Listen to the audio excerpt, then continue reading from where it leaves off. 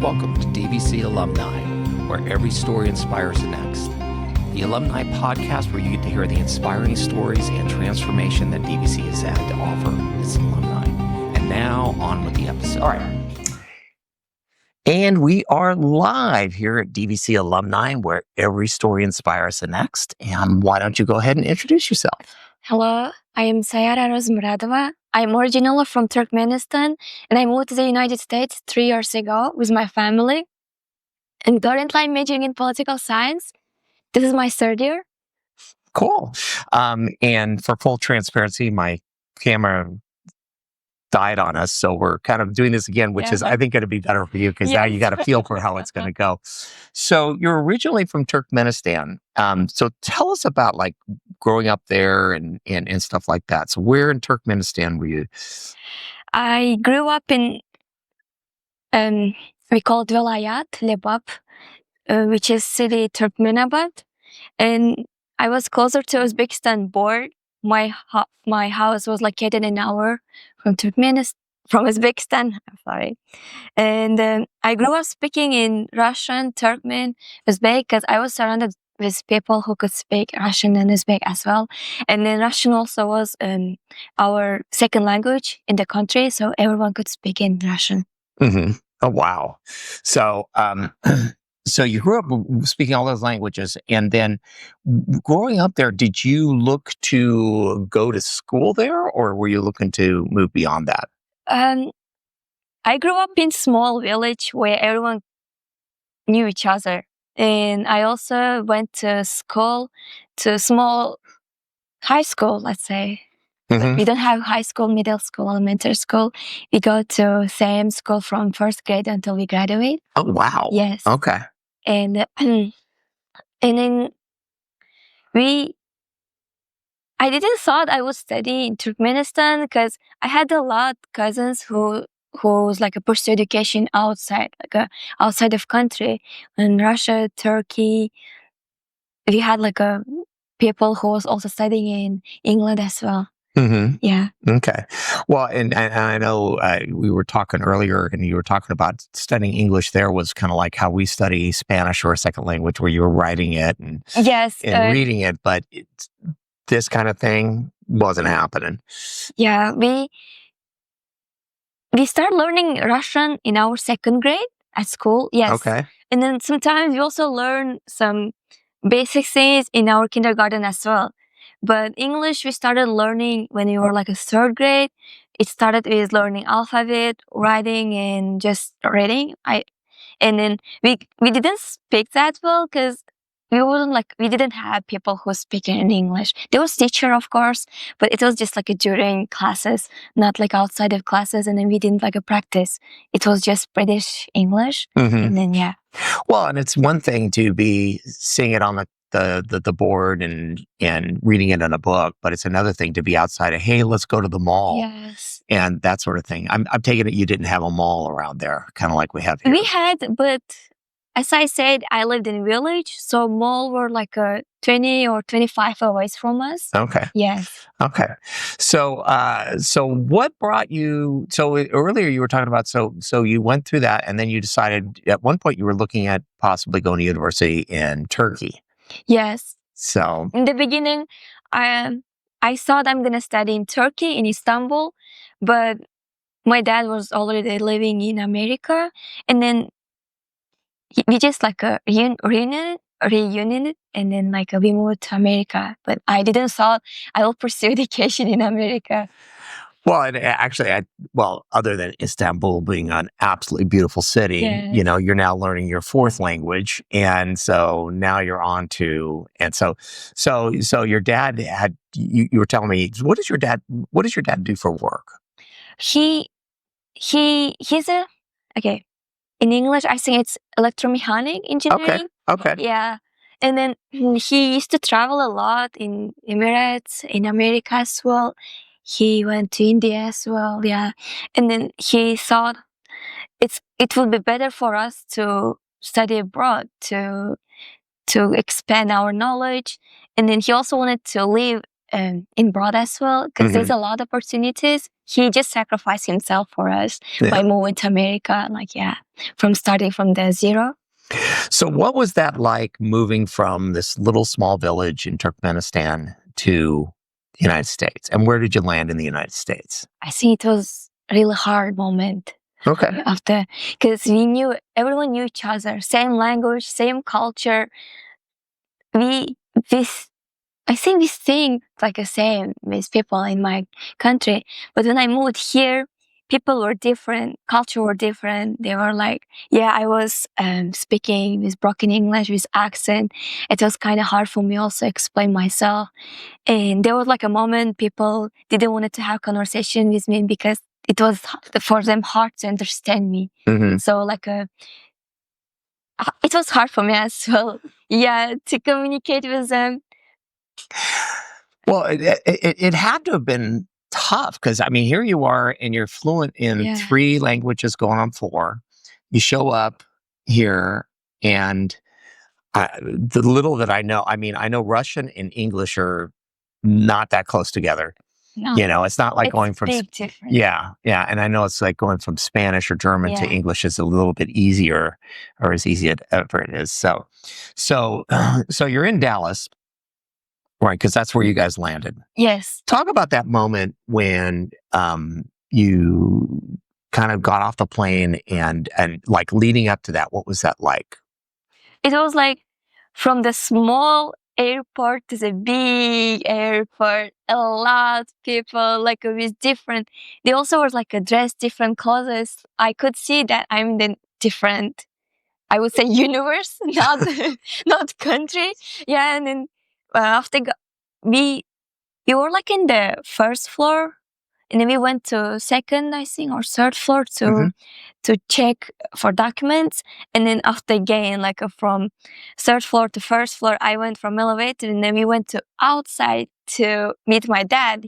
And then after that, we went to outside of airport to the car, and then air felt so different because Dallas also had warm weather, and it was kind of also windy, big planes around us. This is something I thought I saw first time in my life. And then he had Tesla electric car. This is something I also saw first time. Wow. I was like, oh, and then you just push the button and it opened everything for you. I'm like, it's amazing.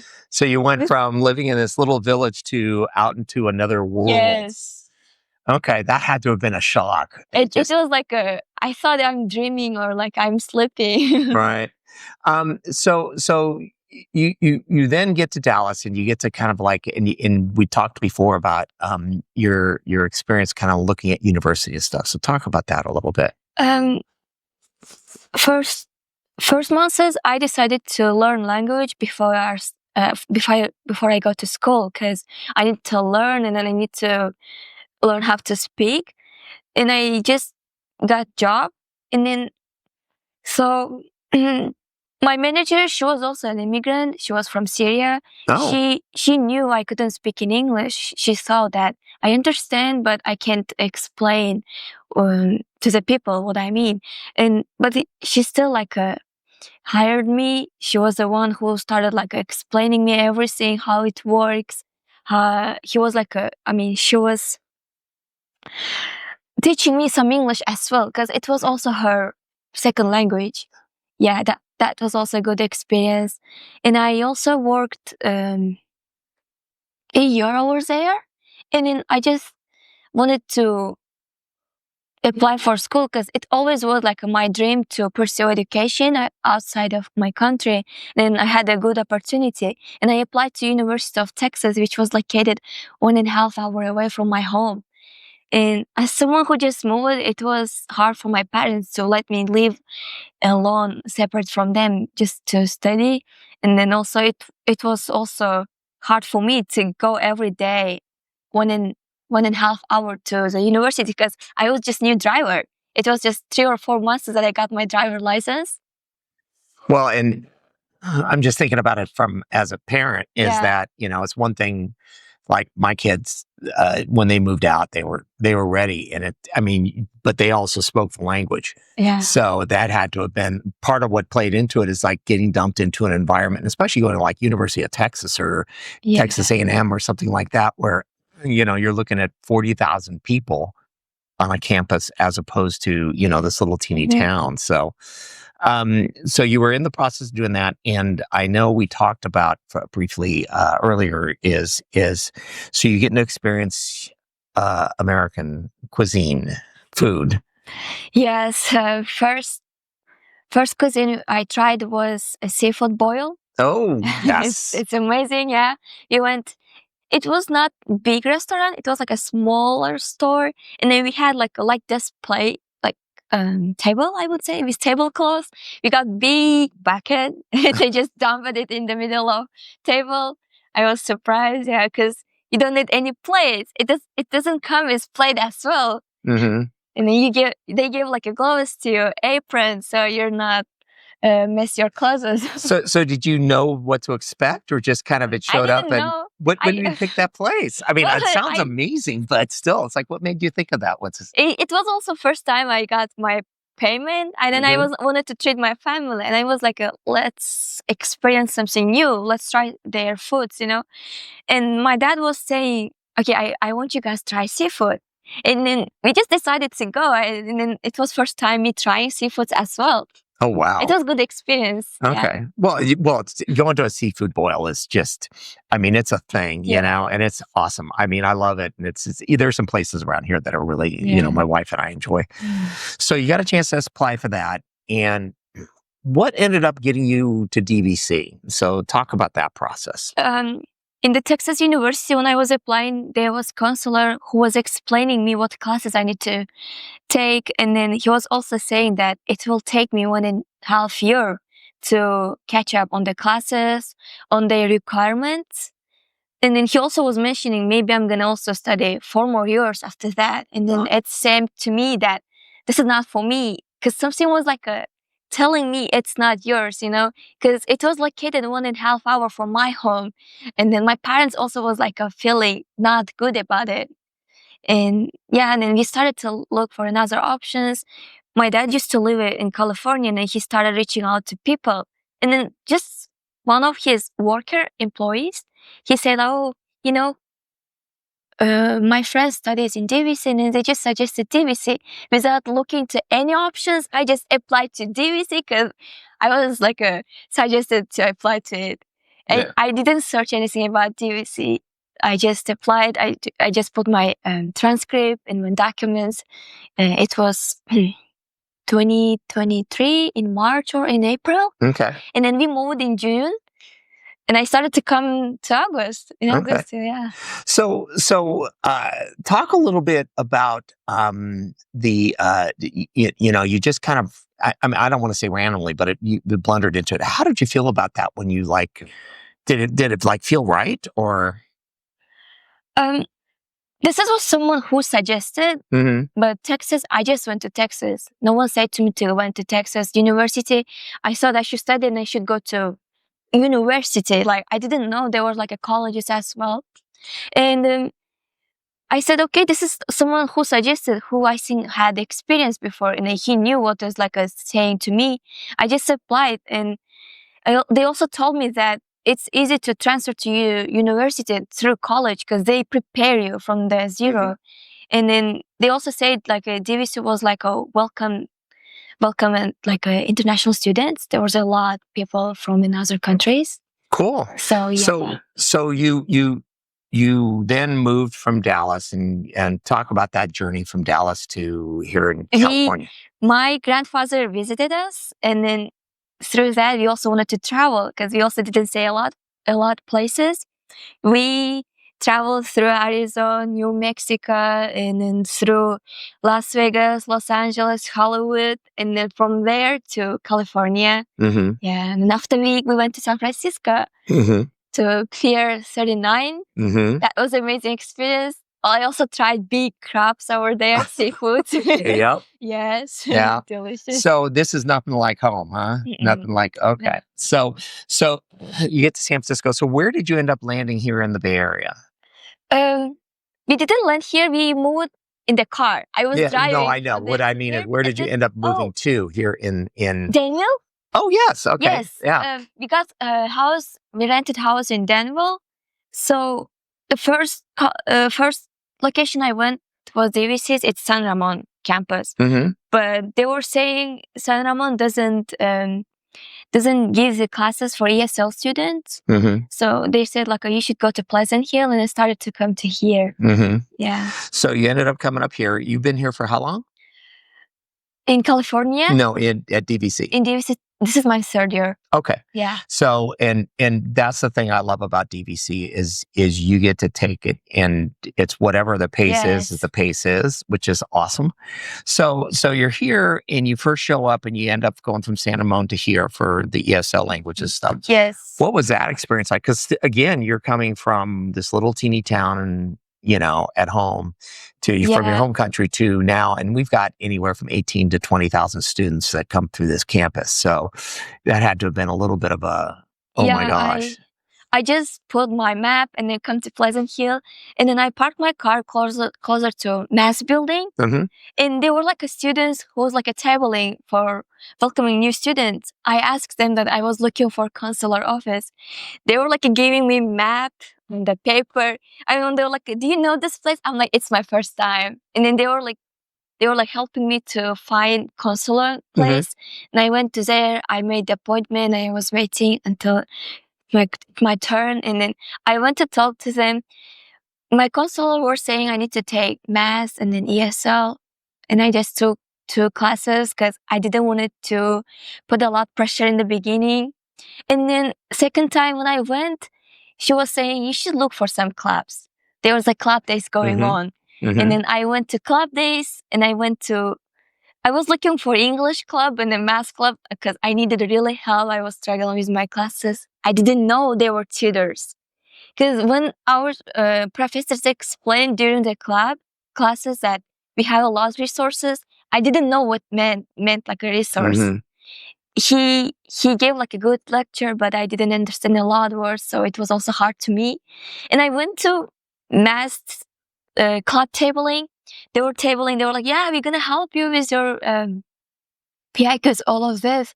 And I also went to cause I changed tabling. Right. And then because I was majoring during this time in computer science, I thought it's mine. And then I started joining to their meetings. It was hard. Like, cause I just said, they ask question, they want you to participate. Yeah. But if I speak with my English, I thought it's gonna be embarrassing to me because they're not gonna understand me. My accent was so bad. After Russian, it was really hard to Well, yeah, to pronounce words. Yeah, there was a young lady, and her name escapes me. She came through here, I'm gonna say back in the 90s, and a friend of mine had her but her parents were Korean, and she grew up in Russia, and so she spoke both Korean and Russian. Came through here. She's now a CPA. Yeah. So she's really, really done well. But again, her accent was, but she figured it out. Yeah. So did you stay with the clubs? I mean, I didn't enjoy it, honestly, because they still talk. Yeah. I should understand, but I didn't understand them. And there was one girl, her name is Anupriya. She was from DVC. And then I was in the Cause Change team, and then she was project leader on that team. And I started just like a talk to her, and I was like so excited that she was the one who tried to help me, like really help. She was taking her time. She was like showing me the places in DVC where I could get help. And she also mentioned she was part of student government, ASDVC. Okay. She mentioned she was technology chair. I didn't understand. I thought it's a job. I didn't thought it was an organization for students who was led by students as well.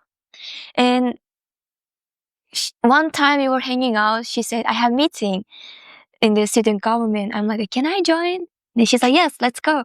And then we just came, but it was 5 minutes late. We show up late. Everyone was always taking their places. And there was chairs in front of not in front, next to door. Chairs. Yes. I didn't have courage to sit with them in the table. But I wanted to join. I wanted to see what's going on because it seemed so professional to me. And they were like talking really business, like they were talking business. And I just sit in the chair next to the door. And then there was during that time Ashley, president, she was like having something in her hand, like a, how to pronounce the thing? Oh, the gavel. Yes. And then, Yes. oh my God, I saw her and then she was like, she was inspiring me. I'm like asking Anupriya, do you think I can join? And she's like, yes, you should show up. And then you should appeal every time when you show up. You said like, this is my first time, second time, so you can be official senator. I just joined 2 times and I didn't speak. Every time they were asking me to introduce myself, I was like, no, not this time. And the third time, I had courage to speak. I said, hey, I'm Sayara. Sorry for my English, but this is my third time. And then that's it. They were clapping. I was so happy that they are welcoming me very like a warm. And I started joining to this. And I was in the committee of Anupriya. And I thought, okay, next year I'm gonna be one of these leaders. And the next year, on my second year, I ran for technology officer position, and I got that position because before that I also got internship in ASTVC to help his website. So like this experience really helped me to get technology chair. And yeah, I was part of student government during that time. I met a lot of people from the other clubs, from Toastmasters. Yeah, and I started joining to conferences, leadership conferences that was hosted in SSCCC. And during the fall, there was like election for Washington, D.C. to present DVC students. And I ran to be as a speaker and I got, and then yes, this year in the spring, I went to Washington, D.C. for reintroduction of American Dream and Promise Act. Oh, wow. Yeah, representing undocumented students in DVC. It was life-changing experience for me because after Washington, D.C., after going to house, I thought, okay, I think this is something is like for me. And then I was like enjoying a lot, advocating, like enjoying that we can change something in our campus. And then I wanted to do something on my career related to this field. So I changed my major to political science. Cool. Yeah. So you changed your major from computer science to political science. Yes. By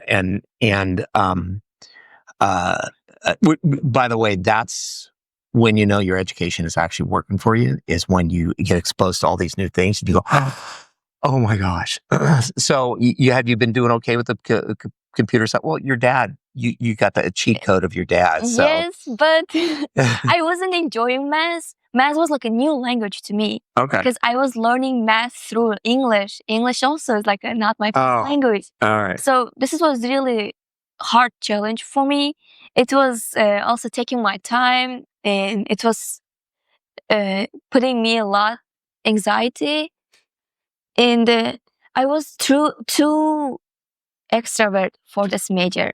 And then I was enjoying to talking to people, to learning a lot of things. But when you do computer science, you just need to code. You just need to solve problems. I thought problem solving skills was mine, but it wasn't like a solving numbers. Like it was like a real life problem solving.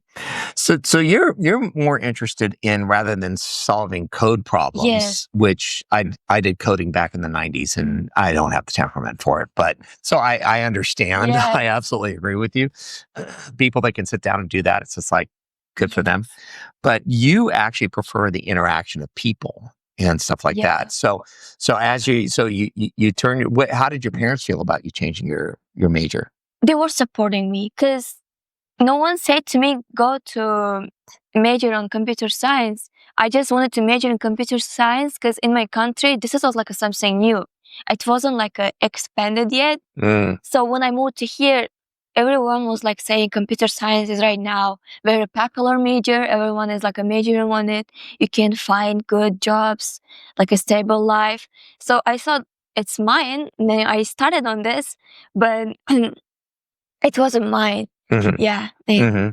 And then I find out after joining to student government and then after being part of Toastmasters, because you always talk, you just communicate with people. And then it was also like a personal growth to me. Mhm. It helped me to grow a lot, to improve my English, also to expand my knowledge as well. Okay. So, well, and I'm much more people oriented than, Yes. I find technology is great until it's not, as you've experienced. Yes. But so keep circling around. So you ended up being very involved with Toastmasters, and how did that help with your English skills? um, there was like a open position for treasurer, and the president of Toastmasters that time was Luis Fernandez, and he said there's open position. I know you are like taking math classes, and then this position is treasurer position. Do you think you want to apply? You want to try something new? I'm like, yes, and I just applied. My job was like to handle treasurer responsibilities, but I also told them that I'm really bad at public speaking. And then every time we had different activities, and then our officer also was like joining to these activities, being part of this club as a member too.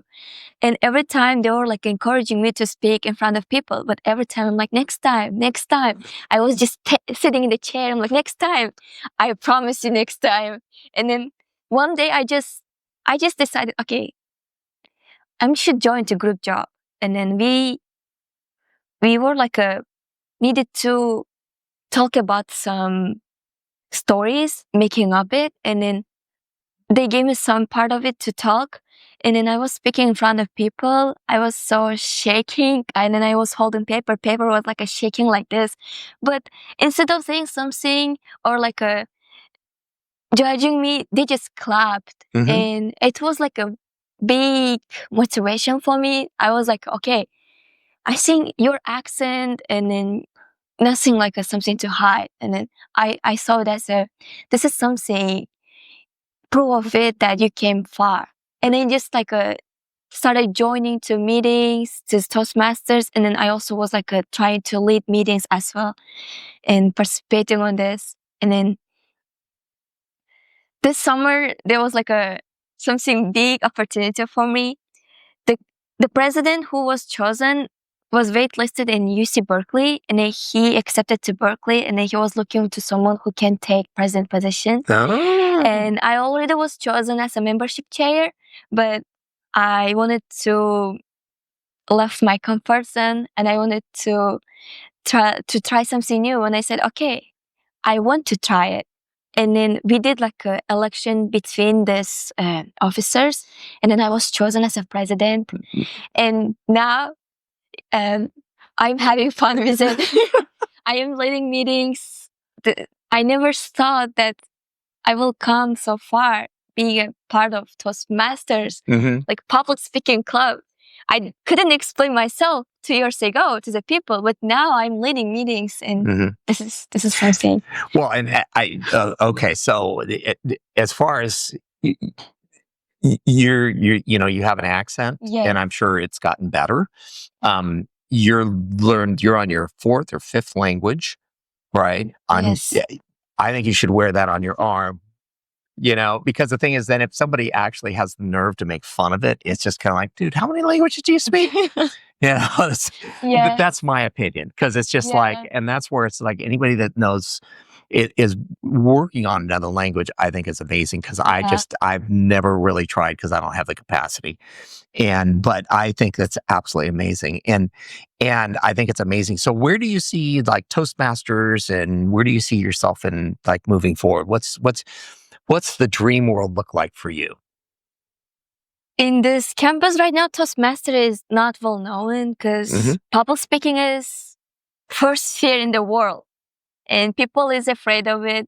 Because I did social experiment during club day this year, and my experiment question was, what comes up to your mind when I say public speaking? Everyone was saying fear, stress, anxiety, a lot of people judging, like the thing. And I want to make Toastmasters very welcoming to anyone, like to any people who can't speak in English, who can't express themselves. And I want to invite guest speakers from outside of campus who already had good experience with Toastmasters as an example for our members. Because I think Toastmasters is not just public speaking, it's also leadership skill. Mm-hmm. Like, if someone who can speak in front of people, who can present something, I count it as a leadership.